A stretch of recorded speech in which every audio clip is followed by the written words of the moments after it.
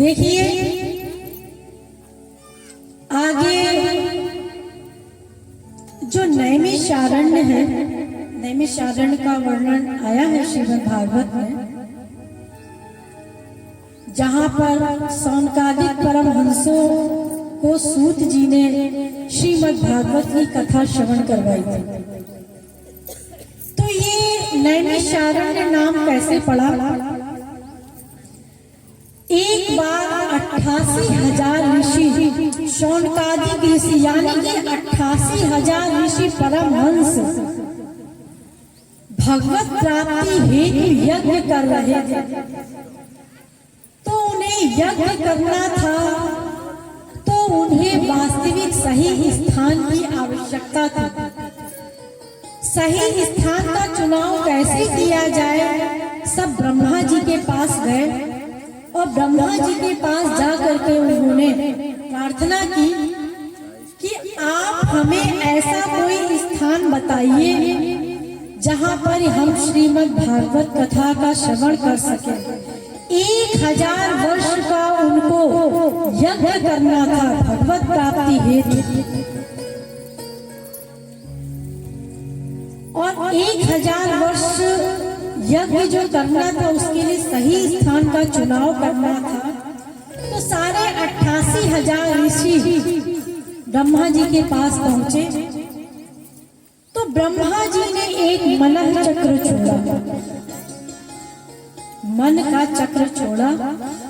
तो वो मनः चक्र जो ब्रह्मा जी ने छोड़ा वो जाकर के एक स्थान पर रुका।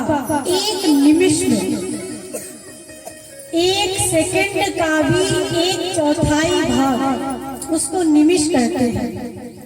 तो ब्रह्मा जी ने जो चक्र छोड़ा वो 1 निमिष में जाकर के जिस स्थान पर रुका उस स्थान का नाम पड़ गया नैमिषारण्य। बोलिए नैमिषारण्य धाम की जय हो। तो वो नैमिषारण्य धाम है जहां पर 88,000 ऋषि एकत्रित हुए हैं 1000 वर्ष का भगवत प्राप्ति हेतु यज्ञ करने के लिए। सूत जी को उन्होंने अपना प्रमुख वक्ता बनाया हुआ है। तो देखिए शौनकादिक ऋषियों ने, चूंकि वो परमहंस हैं, वो स्वयं ज्ञानी है, लेकिन जितने भी महापुरुष होते हैं या भगवान के अवतार आते हैं उन दोनों के बीच में वार्तालाप चलता है। एक अज्ञानी बनकर के प्रश्न करता है और एक ज्ञानी बनकर के उत्तर देता है। तो इससे एक ग्रंथ तैयार होता है जिस ग्रंथ को पढ़ पढ़ करके हम अपना कल्याण करते हैं। तो सूत जी से 88,000 शौनकादिक ऋषियों ने प्रश्न किया। पूरे दिन यज्ञ चलता था, शाम को श्रीमद् भागवत कथा का श्रवण होता था। तो 88,000 ऋषियों ने सूत जी से प्रश्न किया। नैमिषे सूतमासीन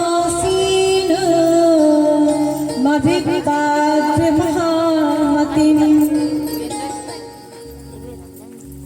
नैमिषारण्य में सूत जी बैठे हुए हैं, शौनकादिक ऋषि उनसे प्रश्न कर रहे हैं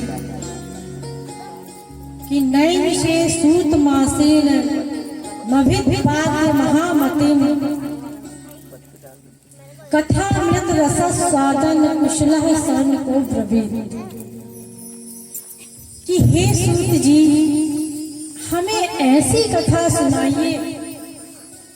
हमने अनंत जन्मों में अनंत कथाएं सुनी हैं, अनंत वेद पुराणों का अध्ययन किया है, लेकिन अब हम ऐसी कथा सुनना चाहते हैं जिससे हम कम समय में अपना कल्याण कर सकें।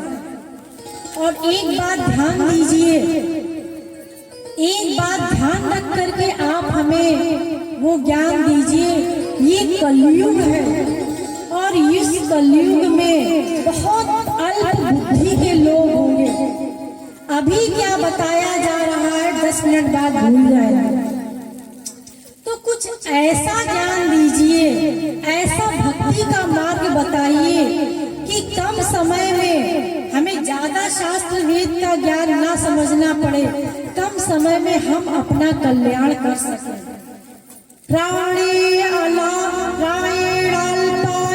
सभ्य कलावस्मिन् युगो जनः मंदासु मंदमतयो मंदभाग्यायुपद्रुता।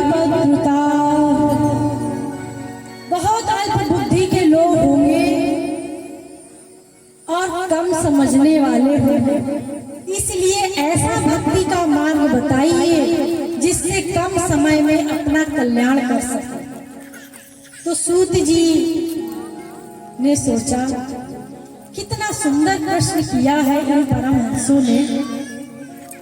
नेत्र बंद करके ध्यान करने लगे और 88,000 ऋषि उनकी तरफ टकटकी लगा करके देख रहे हैं कि पता नहीं अब इनके श्री मुख से क्या निकलेगा, क्या हमें ये कथा बताएंगे जिससे हमारा कल्याण होगा।